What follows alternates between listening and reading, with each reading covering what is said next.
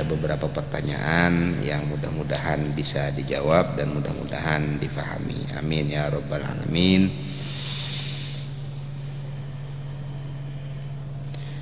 Pertanyaannya, kami pernah berbuat dosa. Apakah dosa itu dimaafkan setelah menikah? Artinya kami ini ya dia berdua gitu. Bertaubat kepada Allah Subhanahu wa taala itu yang terpenting. Yaitu dengan menyesali perbuatan itu dan tidak mengulanginya lagi, kemudian istighfar yang banyak, minta ampun kepada Allah Subhanahu wa taala, dan menangis di malam hari karena dosa-dosa tersebut juga sangat bagus untuk mendapatkan ampunan Allah Subhanahu wa taala. Karena sifatnya orang-orang yang soleh itu mereka di malam hari sebelum waktu sahur atau sebelum subuh, wa fil ashari hum yastaghfirun, mereka di waktu sahur atau sebelum subuh beristighfar kepada Allah Subhanahu wa taala. Yang penting syaratnya taubat itu 3. Pertama, berhenti. Kedua, menyesal dengan penyesalan yang dalam. Yang ketiga, minta ampun kepada Allah Subhanahu wa taala. Berhenti itu artinya tidak mengulangi lagi. Syarat yang keempat, jika itu berhubungan dengan hak Bani Adam, selesaikan. Misalnya kezaliman, kembalikan. Pencurian, bulikakan. Kemudian penipuan, minta ridho, minta halal atau ganti dan lain sebagainya. Ya, itu syarat-syarat bertaubat. Apa hukumnya mandi wajib di drum yang air kerannya benyalaan, dan apakah sah apabila kecipratan di drum tersebut air bekas mandi tadi? Jika drum itu hibak, maka kecipratan air mandi tidak bermasalah, kata Bapak, karena drum itu isinya 200 liter ya kalau kada salah, sedangkan 2 kulah itu tidak sampai segitu. Ini drum yang umum ya, yang saya tahu seperti itu. Jadi ukuran 2 kulah itu 65 kali 65 kali 65 itu pas 2 kulah. 65 cm kali 65 cm, dalamnya 65 cm itu pas 2 kulah. Jadi menyema ulah kamar mandi, bak mandi kalau bisa 100 kali 100 kali 100, misalnya semeter kali semeter kali semeter. Nah itu lebih sudah, sehingga waktu kita misalnya digayung kan berkurang, tetap masih 2 kulah lebih, apalagi 1 drum itu lebih ya. Jadi apabila air itu 2 kulah atau lebih, kecipratan air bekas mandi itu tidak menyebabkan air itu musta'mal. Akan tetapi apabila air kurang dari 2 kulah, maka itu apabila kecipratan bekas wudu atau bekas mandi, maka air itu menjadi musta'mal. Nah itu anunya apa namanya, apa namanya itu, batasannya. Jadi batasannya 2 kulah itu ya ukurannya seperti tadi. Kalau batasan liternya itu ulun kada ingat, tapi ada di kitab Fathul Qadir fi Ajaibil Maqadir karangan Syekh Ma'sum Ali Jombang. Bisa dicari kitabnya karena di situ ada keterangan-keterangannya. 2 kulah itu sekian liter. Kemudian masa kosor itu sekian kilo, ada semuanya di situ. Mudah-mudahan bisa dipelajari. 4 batakun, hukum berwudu di bak mandi apakah boleh? Sama seperti tadi. Jawabannya boleh jika lebih dari 2 kulah, tidak boleh kalau kurang dari 2 kulah. Karena air yang sudah dipakai untuk berwudu itu akan kembali masuk ke bak mandi tadi. Nah itu menyebabkan musta'mal kalau kurang dari 2 kulah. Kalau lebih dari 2 kulah tidak masalah. Seperti misalnya di sungai itu kan wah jutaan kulah ya atau mungkin ribuan kulah, jutaan kulah, gak apa-apa. Pengaruhnya berwudu, berkacau, kemudian mandi nyelam ya gak apa-apa juga. Nah, kalau di bak mandi ya tidak bisa karena tergantung ukuran atau jumlah airnya. Bagaimana cara menenangkan hati jika mendapat masalah bertubi-tubi? Wah, ini ya, pertama kita harus sadar bahwasanya dunia adalah tempatnya masalah. Tidak ada orang yang tidak punya masalah di dunia, tidak ada yang tidak diuji di dunia, tidak ada yang bahagia saja, dan juga tidak ada yang menderita saja. Allah sunnatullah sudah menentukan dunia ini malam dan siang, laki-laki dan perempuan, kaya dan miskin, jelek dan bungas, dan lain sebagainya. Begitu pula hidup kita, kadang-kadang kita bahagia, kadang-kadang kita sedih, kadang-kadang kita punya uang, kadang-kadang tidak punya. Semua itu akan dihadapi dan akan mampu kita melewatinya kalau kita mempunyai kekuatan mental. Kekuatan mental itu akan didapatkan dengan tauhid, dengan betul-betul mengerti tauhid, kemudian menghayatinya, mengamalkannya. Apalagi kalau sampai sudah ke ujar Abah Guru Sekumpul misra. Nah ini misra, artinya misra itu terus musyahadah bahwasanya nur, semuanya ini adalah nur, kita adalah nur, kembalinya nanti akan menjadi nur, dan lain sebagainya, bersumber dari nur, yaitu nur Nabi Muhammad sallallahu alaihi wasallam. Apa yang perlu kita sedihkan? Semuanya ini adalah permainan. Dunia ini hanyalah permainan. Jadi ada satu ulama sufi, dia itu semuanya diketawain sama dia. Loh kenapa kok kayak gitu? Ada kabar meninggal diketawain. Kenapa? Loh ini kan cuma permainan. Karena yang meninggal kena ya dibangkitkan juga.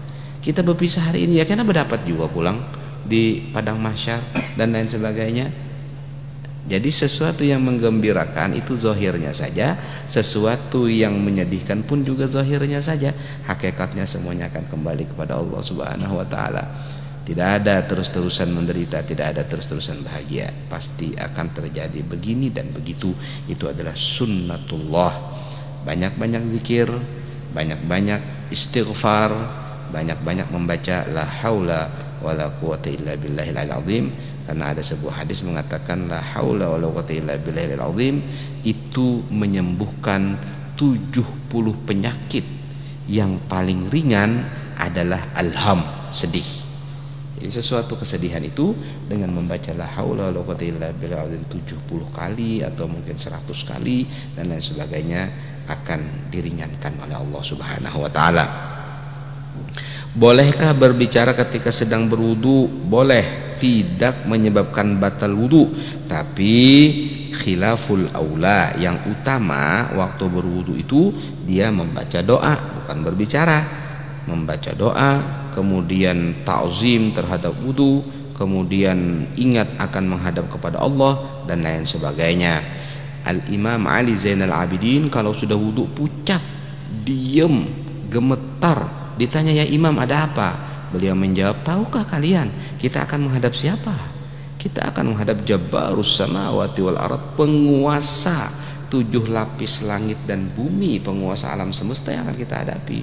Jadi beliau dengan musyahad, dengan hudurnya hati beliau, sampai waktu wudunya saja beliau sudah pucat, kemudian sudah gemetar karena akan menghadap Allah. Nah seharusnya kan seperti itu yang kita usahakan, bukan malah bicara-bicara. Tapi kalau ditanya hukumnya boleh, ya boleh saja karena tidak membatalkan wudu. Kapan waktu-waktu diharamkan sholat dan sholat apa yang diharamkan di waktu itu? Ini menyangkut masalah fiqih dan pendapat-pendapat beberapa di dalamnya. Diharamkan sholat setelah sholat subuh dan setelah sholat asar, dan di waktu matahari tepat berada di tengah-tengah, yaitu istiwa. tepat di waktu istiwa. Ya, kalau sudah tergelincir sedikit atau misalnya condong ke barat itu namanya zawal. Zawal itu berarti sudah masuk waktu zuhur, boleh sudah sholat. Kecuali hari Jumat boleh sholat di waktu istiwa, nggak apa-apa. Selain daripada itu nggak boleh dan diharamkan. Sholat apa yang diharamkan? Ya tentunya sholat sunnah. Kalau sholat fardu ya tidak bisa. Misalnya sholat asar, sholat subuh ya tidak apa-apa, laksanakan saja. Atau bahkan mengqadha, misalnya mengqadha setelah asar, mengqadha setelah subuh ya boleh saja. Cuma para salafus soleh mereka tidak melakukan hal itu. Karena apa? Karena menghormati waktu asar dan waktu ba'da subuh itu karena ada larangan untuk sholat. Walaupun sebenarnya boleh saja kalau mengqadha. Akan tetapi para ulama-ulama kita di Hadramaut itu mereka untuk sholat janazah mereka melakukan ba'dal asar. Jadi ba'da zuhur, ba'dal asar mereka melakukannya. Karena apa? Sholat asar dulu, setelah sholat asar baru mereka berdiri lalu melaksanakan sholatul janazah. Kenapa? Pertama, sebagian ulama mengatakan sholatul janazah itu adalah doa, bukan sholat. Yang kedua, sholatul janazah hukumnya adalah fardu kifayah, bukan sunnah. Yang ketiga, ada hadis Nabi SAW, barang siapa yang sholat berjamaah maka berjatuhan dosa-dosanya diampuni oleh Allah Subhanahu wa ta'ala. Maka mereka melaksanakannya setelah sholat jamaah supaya yang melaksanakan sholat ini semuanya sudah diampuni. Sedangkan dalam hadis Nabi yang lain, man shalla alaihi maghfur ghufiralah, jenazah yang disolati oleh orang yang sudah diampuni Allah maka jenazah itu pun diampuni. Kemudian ada riwayat yang lain, man shalla ala maghfur ghufiralah, orang yang mensolati jenazah yang sudah diampuni seperti jenazahnya waliullah, jenazahnya orang soleh, jenazahnya orang alim, maka dia dapat ampunan Allah. Jadi fadilatnya mensolati orang-orang yang soleh, yang alim, yang wali supaya kita diampuni Allah. Fadilatnya mengumpulkan orang, terutama orang-orang alim, soleh dan wali, supaya orang itu kan orang yang diampuni, maka mayitnya pun diampuni oleh Allah Subhanahu wa ta'ala. Nah, bagaimana kalau seorang anak perempuan sudah punya anak, mamanya minta bayari umroh dan anak tadi kada tapi baduit, bagaimana maksudnya apa ya? Ya, maksudnya ya pada intinya yang saya tangkap di sini, yang aku pahami lah, mama minta tulangan umroh itu sudah ya Allah lah, karena sulit sekali nih. Bagaimana seorang anak perempuan sudah punya anak, mamanya minta bayar umroh. Pada intinya permintaan orang tua adalah segala-galanya. Jika kita mampu, jangan sekali-sekali kita menolak permintaan itu. Karena apa? Kalau orang tua sudah tidak ada, walaupun kita mampu, kita akan tidak bisa lagi untuk melaksanakannya. Misalnya orang tua minta dibayari umroh, usahakan. Karena apa? Kalau sidin sudah kadada lagi, biar berduit kayak apa ikam kada kau lagi nulakan sidin umroh. Ini kesempatan satu-satunya, dan itu adalah kesempatan emas. Dan itu adalah kesempatan yang akan membawa keberkahan dan membawa manfaat yang luar biasa. Cuma ya kalau dipaksakan ya silahkan, lihat kepada keadaan masing-masing. Kalau terlalu dipaksakannya juga nggak baik, ya kan. Tidak ada kewajiban seorang anak itu kalau dia tidak mampu untuk mengumrohkan orang tuanya, akan tetapi jika dia bisa, alangkah indahnya ya.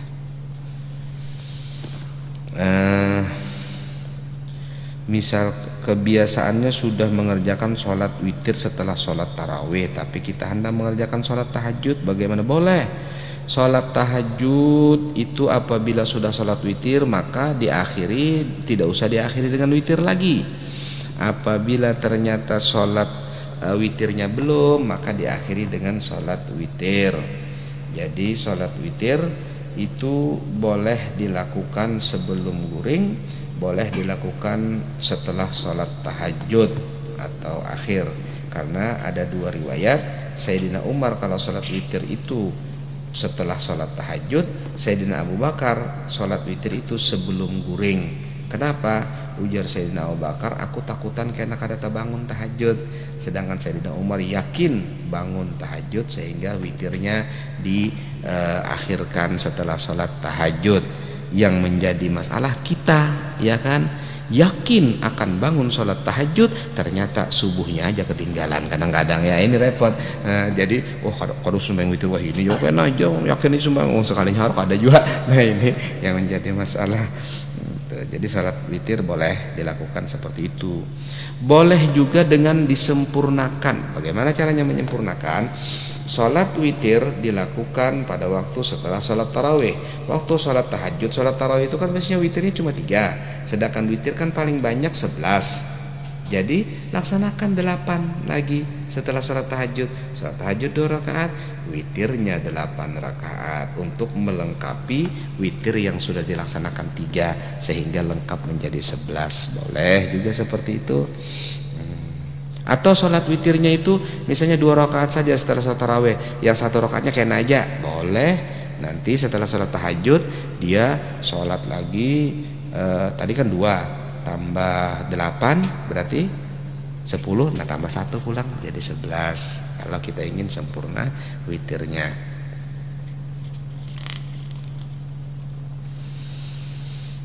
Cara mendapat berkah, bagaimana cara mendapat berkah dan dari orang soleh?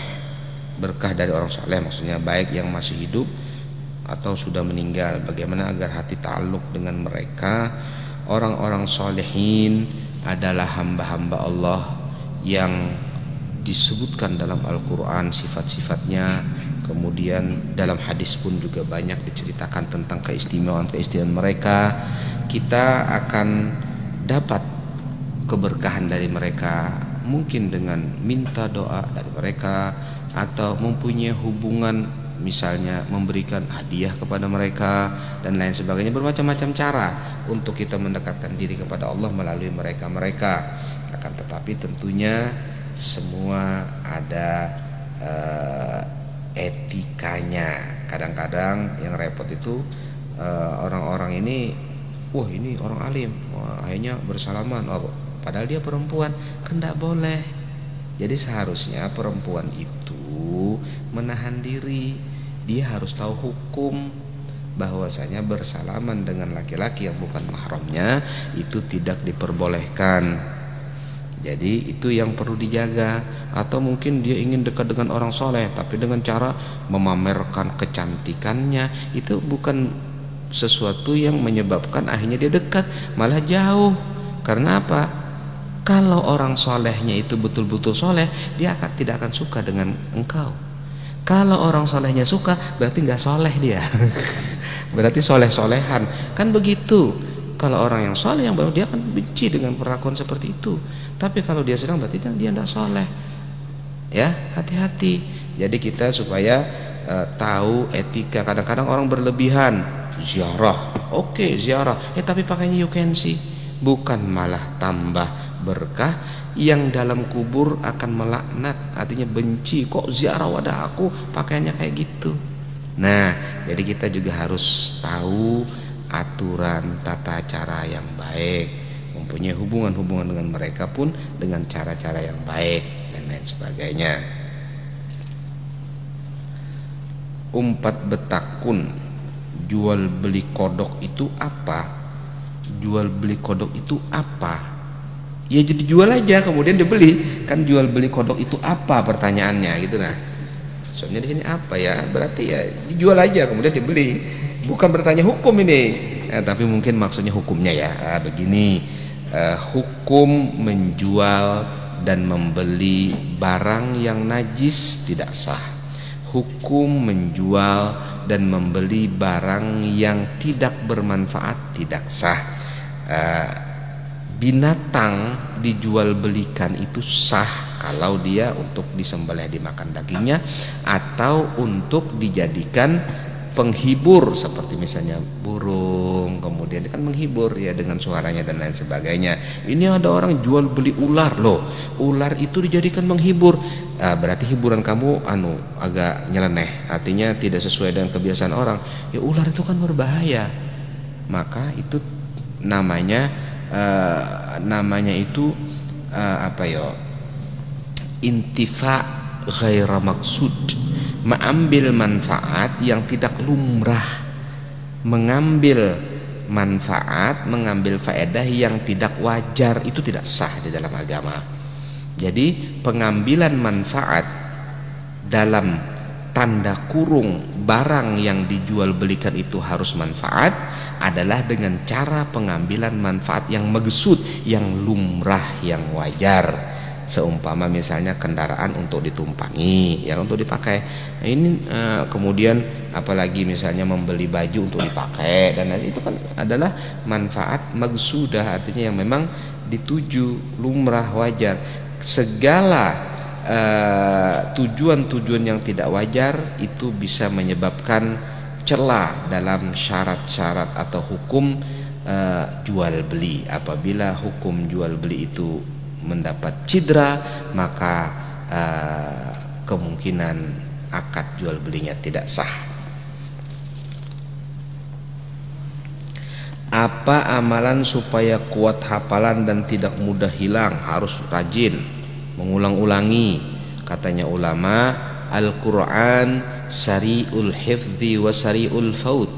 Quran itu cepat menghafalkannya tapi juga cepat hilangnya. Jadi waktu kita dulu menghafalkan Quran, kemudian belajar dengan guru-guru kita, selalu dinasihati, Quran itu yang penting adalah mengulanginya. Artinya supaya mengulangi. Jadi waktu untuk mengulangi itu harus lebih banyak dibandingkan dengan waktu untuk menghafalnya. Kalau kita menghafal misalnya 2 jam, sudah hafal kita insya Allah 2 lembar. Tapi mengulanginya harus lebih, 4 jam atau 2 jam, diulang-ulangi. Ada sebagian ulama yang mengulangi sampai 300 kali dan lain sebagainya, karena itu akan menguatkan hafalan kita dan tidak mudah hilang. Di samping ada doa-doanya dan lain sebagainya, itu secara khusus nanti. Apakah ada sholat tahiyatul masjid setelah keluarnya waktu asar ketika hendak masuk waktu maghrib? Apakah ada sholat tahiyatul masjid setelah keluarnya waktu asar ketika hendak masuk waktu maghrib? Kalau keluar waktu asar berarti maghrib. Jadi bukan ketika hendak masuk waktu maghrib, bukan, sudah masuk memang. Kalau sudah habis waktu asar, kalau sudah habis waktu asar berarti sudah masuk waktu maghrib, boleh sholat tahiyatul masjid. Kalau misalnya setelah sholat asar bang, boleh, akan tetapi para salafus soleh tidak melaksanakannya karena khurujan min khilafi Abi Hanifah, karena tidak ingin terkena pendapat Imam Abu Hanifah yang mengharamkan secara mutlak salat apapun yang dilaksanakan ba'dal asar dan ba'da subuh. Ya, walaupun dalam mazhab Syafi'i masuk masjid adalah zatu sababin mutaqaddim, itu sholat sunnah yang punya sebab terdahulu, maka itu diperbolehkan. Tetapi para salaf tidak melaksanakannya. Hal bagaimana kalau mereka masuk ba'da subuh ke masjid atau ba'dal asar ke masjid, mereka ganti dengan tasbih 7 kali, subhanallah alhamdulillah wa la ilaha illallah wallahu akbar 7 kali. Nah, itu demikian apa yang bisa saya sampaikan, mudah-mudahan difahami dan mudah-mudahan kita dimudahkan oleh Allah untuk mengamalkannya. Amin ya rabbal alamin. Wassallallahu ala sayyidina Muhammadin wa alihi wasallam. Alhamdulillah rabbil alamin. Assalamualaikum warahmatullahi wabarakatuh.